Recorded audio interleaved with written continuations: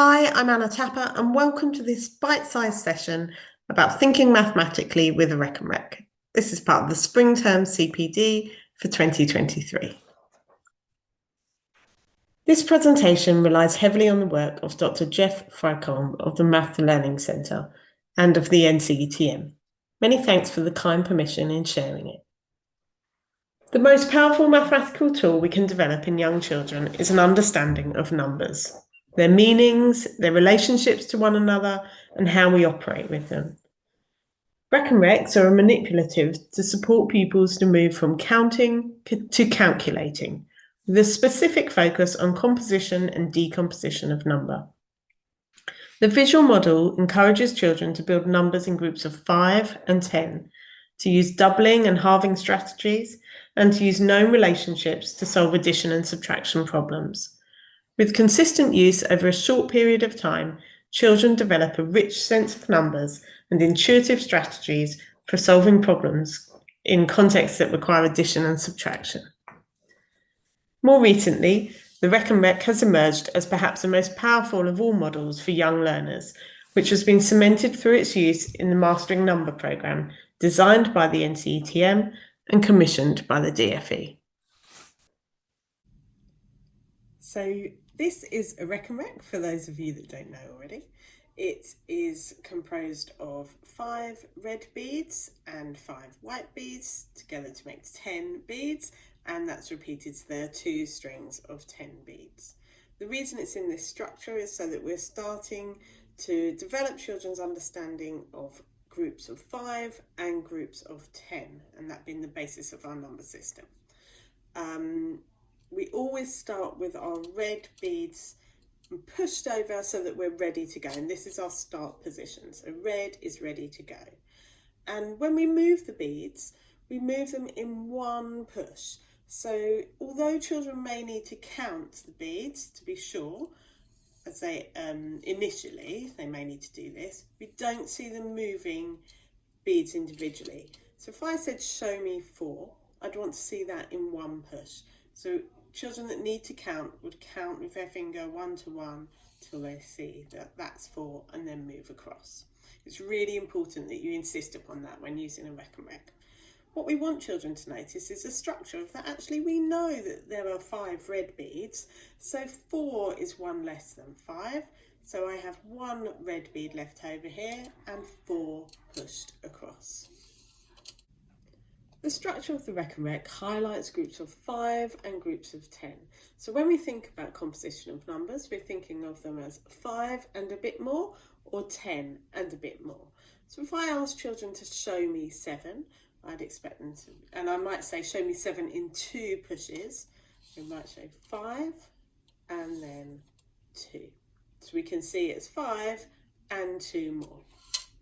If I ask children to show me 13, I might push 10 and then 3 more. So 13 is 10 and 3 more.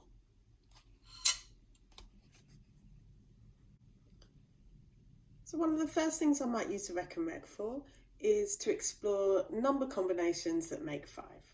So I might start by saying, show me 2 on the top row. How many more are needed to show me 5? So 2 and 3 more is equal to 5. And the children will repeat that sentence. And then I may do the same again. So I might look at, okay, so show me 3 on the top row. So show me 3. How many more to make 5? So 3 and 2 more are equal to 5. And the children would repeat the sentence. I then might start thinking about different combinations of number. So I might say, show me 8. Now show me 5. Children know that this is 5, so they don't need to count it, so they can push those 3 beads back. How many did I remove to make 5 when I started with 8? So 8, or take away 3, is equal to 5. Or 3 less than 8 is equal to 5. So 5 and 3 is equal to 8. And here we're starting to support children to understand the composition and decomposition of number. As children's understanding starts to develop further, I might say, show me 3 on the top row. Now make 5 using beads on the bottom row only. This makes it a bit trickier because they can't just look at how many beads are left here and push them over. They've got to actually think about that composition of 5. So I've got 3, I need 2 more here to make 5.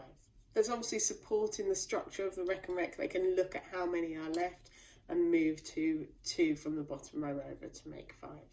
But using the top and bottom row together is a step beyond just using a single row on its own.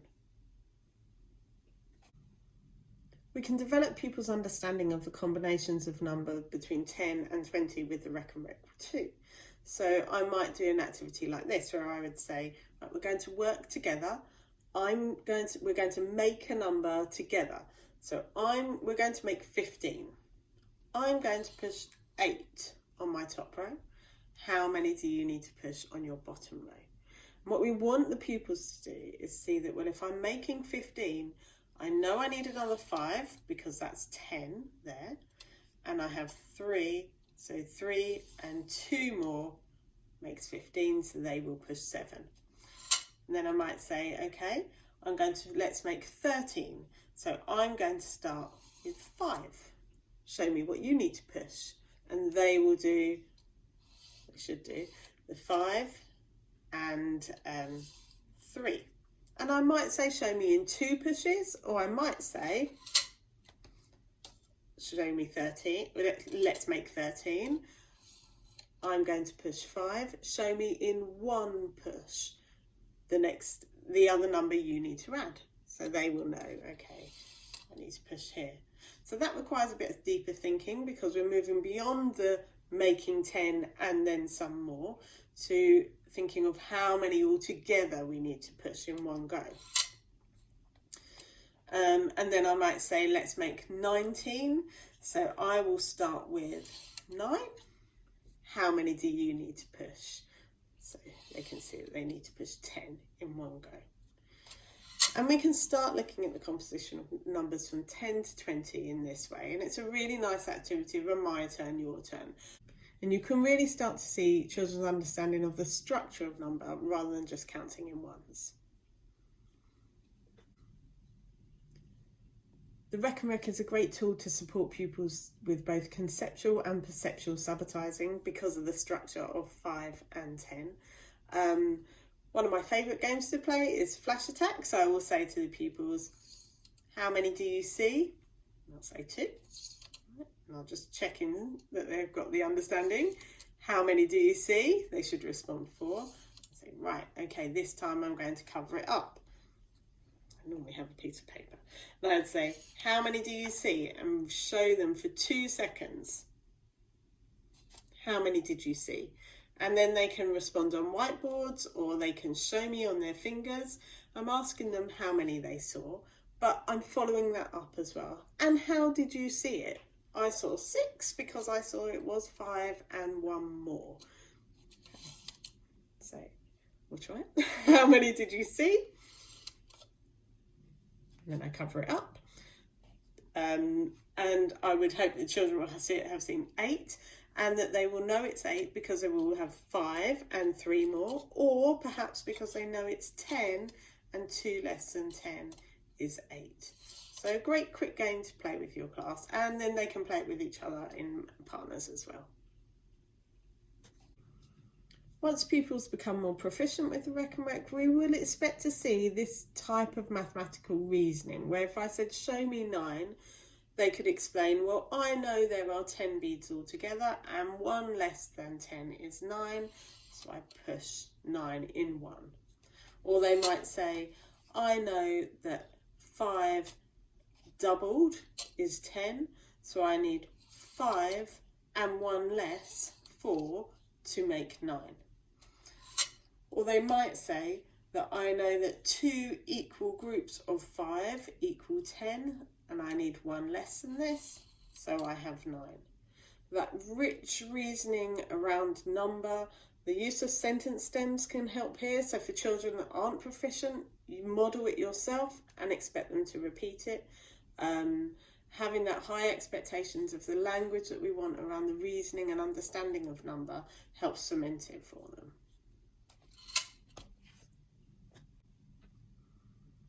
I then start to look at the composition of all of the numbers to 10.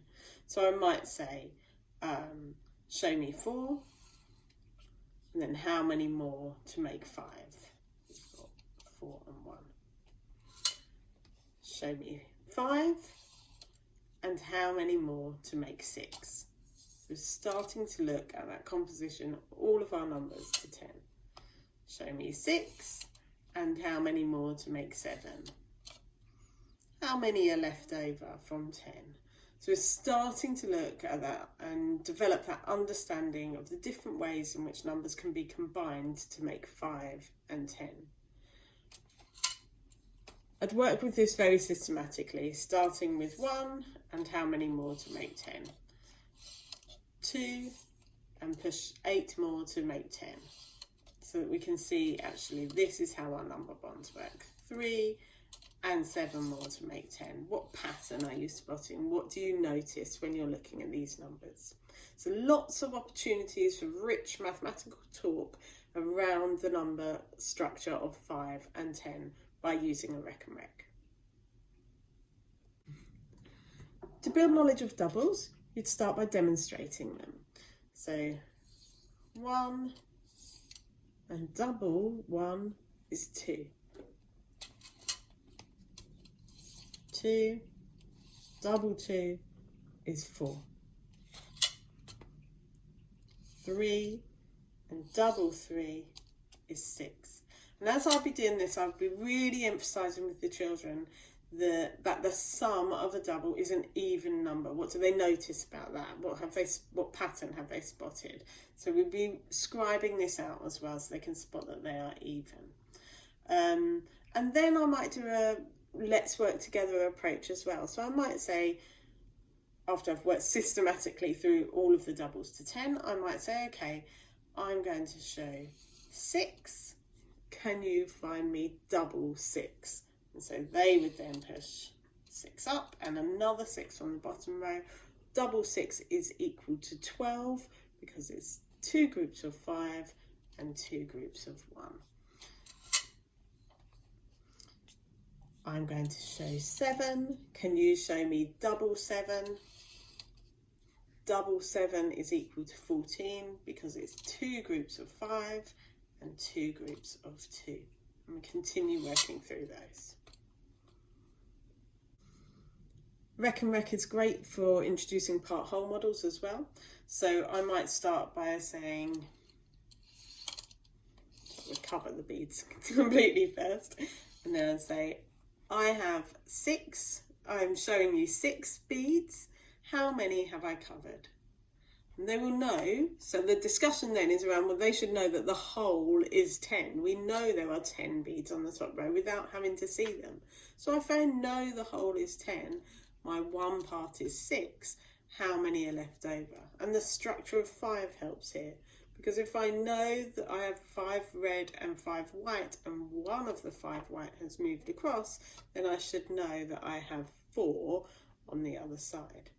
So a part-whole model can be explored through that sort of hiding, showing some and then revealing, because we know what the whole is always going to be. Initially we are using one string, so it's going to be 10.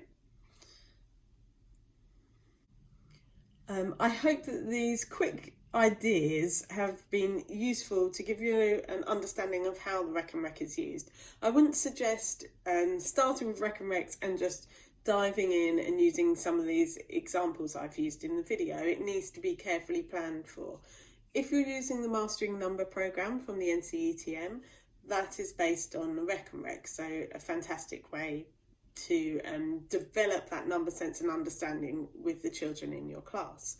If you are not part of that programme, you can contact your local maths hub to be part of that. So that will either be Cambridge, Angles or Venn in Essex. If you are not part of Mastering Number and don't have capacity for that in your school, but are interested in using the Rekenrek for children in reception and Key Stage 1, please do get in touch, and I can support you with materials and planning out some progression of using this manipulative so that it actually weaves in with your curriculum and makes sense as a tool that the children are using. Thank you.